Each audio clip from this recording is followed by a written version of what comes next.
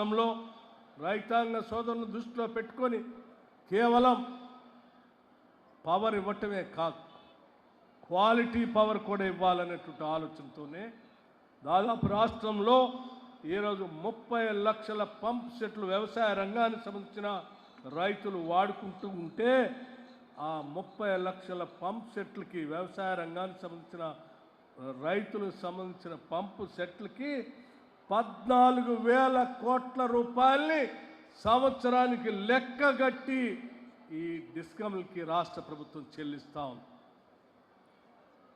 10 సంవత్సరాలు మీరు పరిపాలన చేసి రైతాంగ సోదరులకు ఉచితంగా కరెంట్ ఇస్తున్నామని చెప్పి కరెంట్ అయితే ఉచితంగా ఇప్పించేటట్టుగా డిస్కమ్ల ద్వారా ఇప్పించే ప్రయత్నం చేశారు తప్ప డిస్కమ్లకి మాత్రం డబ్బులు చెల్లించలేదు, పూర్తి స్థాయిలో చెల్లించలేదు. అరకొరగా చెల్లించిన డిస్కమ్లన్నింటినీ అప్పులు పాలు చేసి వెళ్ళారు.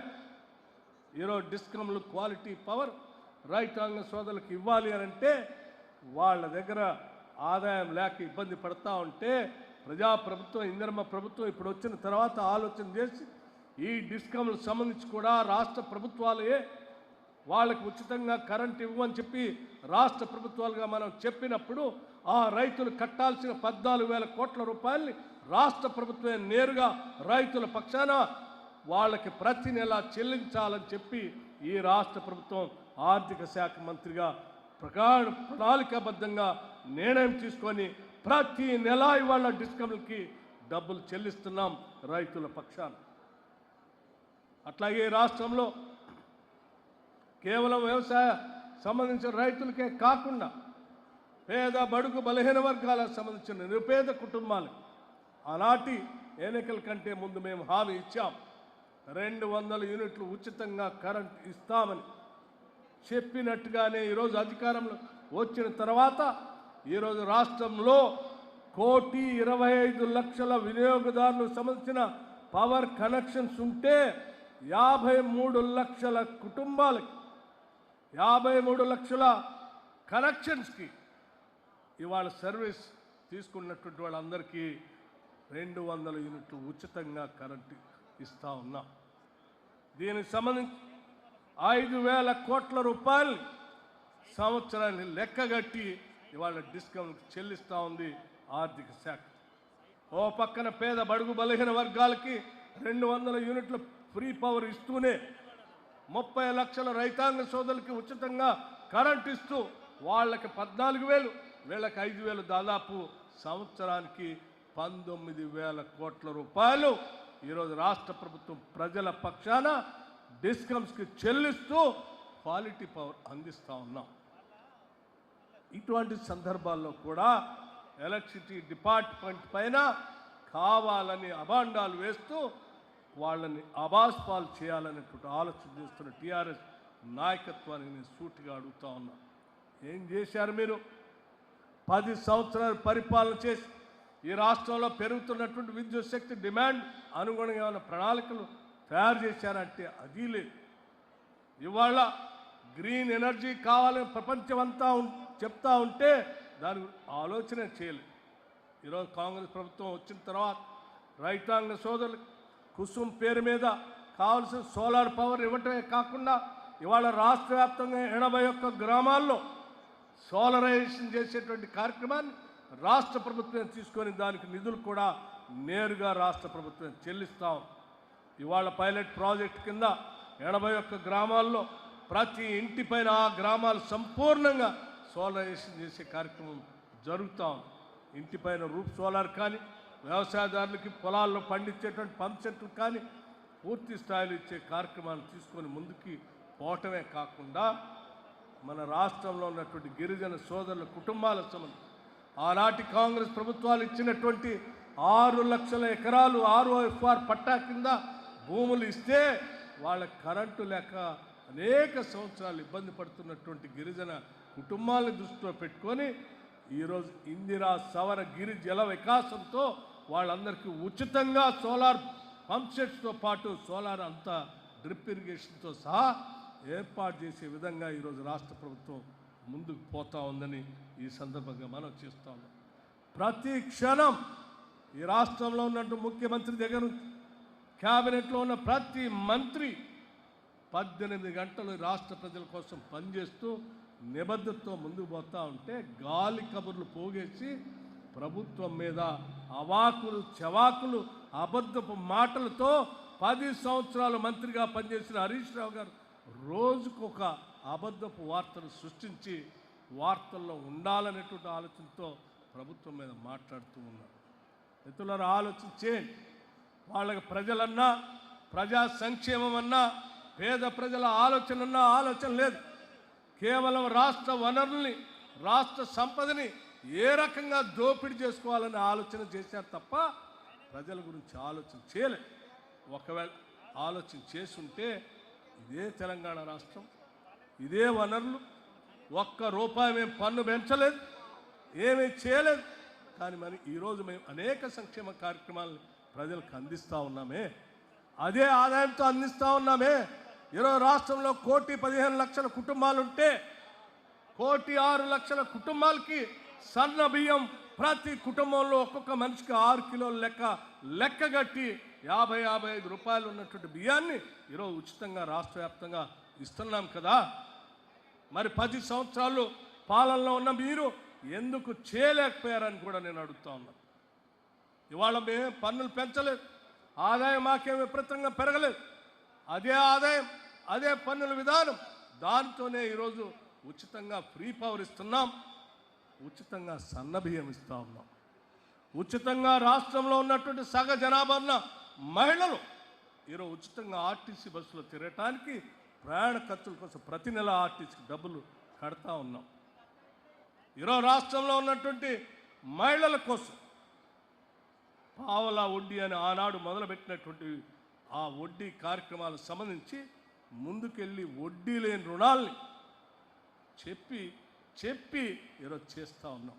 ఒక్కొక్క సంవత్సరానికి మహిళా సంఘాలకి 20,000 కోట్ల రూపాయలు బ్యాంకు లింకేజ్ ఇప్పిస్తాం, వడ్డీని రాష్ట్ర ప్రభుత్వం కడుతుందని చెప్తే ఆ రోజు నవ్వారు.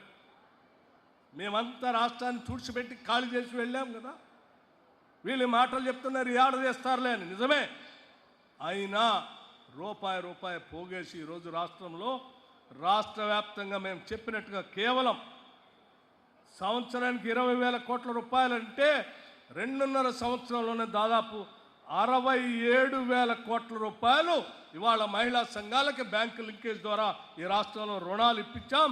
ఈరోజు సాయంత్రం కూడా హైదరాబాదులో వడ్డీ లేని రుణాలకు సంబంధించినటువంటి చెక్కుని రాష్ట్ర వ్యాప్తంగా ఉన్న మహిళలకి చెక్కు అందించే కార్యక్రమాన్ని పెద్ద ఎత్తున ఏర్పాటు చేశాం. రాష్ట్ర వ్యాప్తంగా ఉన్న మహిళలు, ఇదే మహిళా సంఘాలకు కేవలం ఆర్టీసీ బస్సులో తిరగటమే కాదు, మీరు బస్సులు కొనండి, ఆ బస్సుల్ని ఆర్టీసీలో పెట్టి ఆర్టీసీ ద్వారా మీకు ఆ డబ్బులు కూడా ఇప్పించే కార్యక్రమం చేస్తామని చెప్పి ఈరోజు దిగ్విజయంగా చేసి చూపిస్తున్నాం. సంవత్సరానికి 20,000 కోట్లు కాదు, 5 సంవత్సరాల్లో 1,00,000 కోట్లు దాటిస్తామని చెప్పాం. ఈరోజు 1,00,000 కోట్లు కాదు, 1,25,000 కోట్లు పైబడి ఈరోజు మహిళలకి వడ్డీ లేని రుణాలు ఇచ్చే కార్యక్రమాన్ని మన ప్రభుత్వం, ప్రజాప్రభుత్వం తీసుకొని ముందుకు పోతాం. ఆ రోజు ధనిక రాష్ట్రంగా మీ చేతిలో పెట్టామే, ఎందుకు వీళ్ళక చేయలేదు? ఆనాటి ఉన్న వనరులన్నీ దోపిడీ చేశారు. ఆ వనరులు కాకుండా ఇంకో 8 లక్షల కోట్ల అప్పు కూడా చేశారు. అవి ఇవి అన్నీ ఖాళీ చేసి ఇచ్చిపోయారే.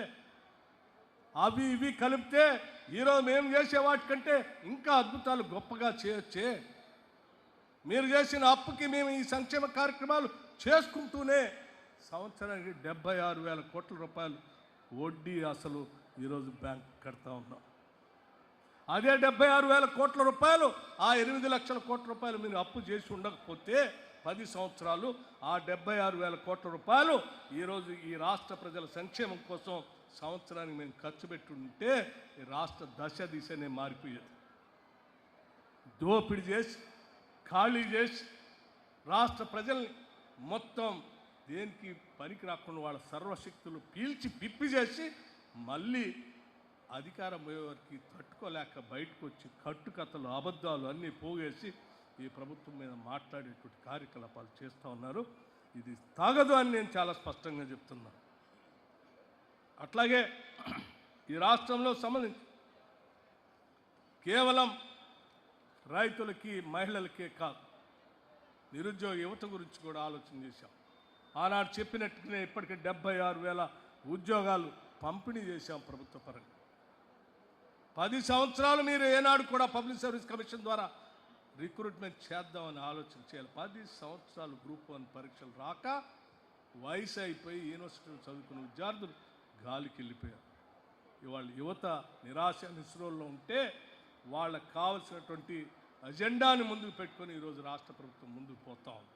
అట్లాగే బలహీన వర్గాలకు సంబంధించి డబల్ బెడ్రూమ్ ఇళ్ళు అన్నారు. నేను అడుగుతా ఉన్నాను, ఇప్పుడే కడియం శ్రీఆర్ గారు కూడా పక్కన కూర్చుంటే చెప్తా ఉన్నారు, ఈ నియోజకవర్గం కాదు రాష్ట్ర వ్యాప్తంగా డబల్ బెడ్రూమ్ ఇళ్ళకి మంచి డిమాండ్ ఉంది. ప్రజలు బాగా అడుగుతూ ఉన్నారు, ఇందిరమ్మ ఇళ్ళు కావాలని. మీరు ఇస్తారా, ఇంకా కొన్ని పెంచుతారా?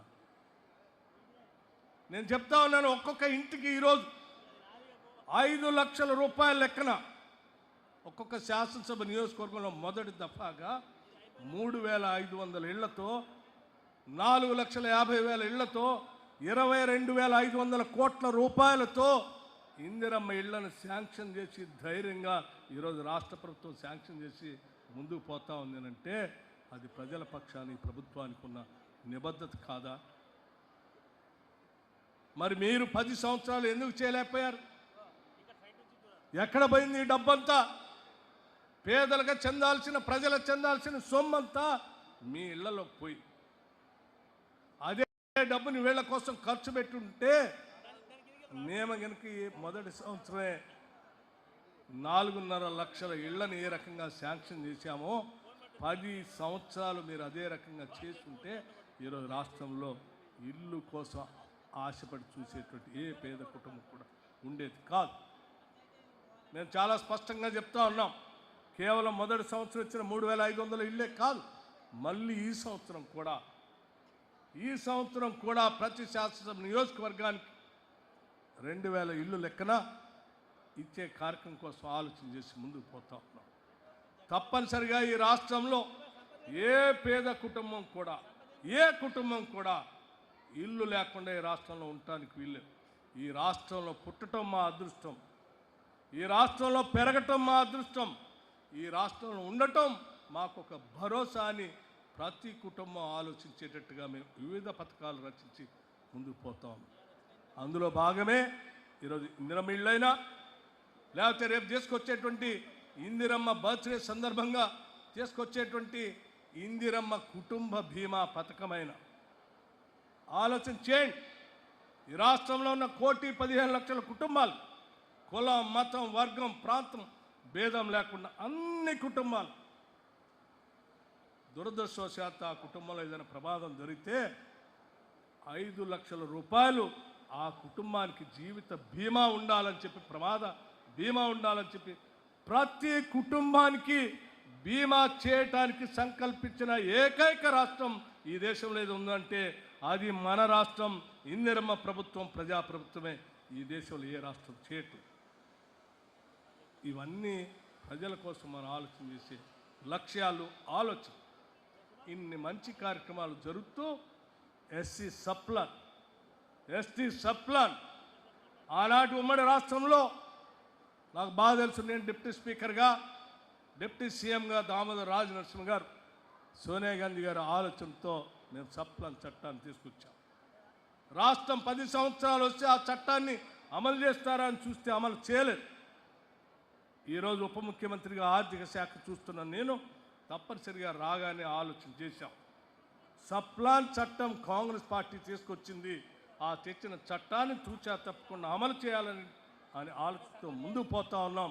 అందులో భాగంగానే పంచాయతీరాజ్ శాఖ నుంచి కానీ, R&B శాఖ నుంచి కానీ, ఏ ఇతర శాఖ నుంచైనా దామాషా ప్రకారం ఆ నిధులను ఖర్చు పెట్టడం కోసం ఆర్థిక శాఖ ప్రతి 3 నెలలకు ఒకసారి కసరత్తు చేస్తూనే ఉంది. ఈ సంవత్సరం కూడా తప్పనిసరిగా గత సంవత్సరంలో ఏ రకంగా అయితే ఎస్టీ సప్లాన్ కింద వివిధ శాఖలకి ప్రత్యేకంగా నిధులు కేటాయించామో ఈ సంవత్సరం కూడా అదేవిధంగా కేటాయిస్తాం. ఈ సంవత్సరం కూడా తిరిగి ఈ స్టేషన్ గణపూర్ నియోజకవర్గానికి కూడా దానికి సంబంధించిన నిధులు వస్తాయని ఈ సందర్భంగా నేను వారికి చెప్తాను. రాష్ట్ర వ్యాప్తంగా పేదల ఇళ్లపైన అక్కడక్కడ గ్రామాల్లో ఆ ఇళ్లపైన ఉన్నటువంటి ల్యాండ్ షిఫ్టింగ్ సంబంధించి చాలా నియోజకవర్గాలు అడుగుతాం.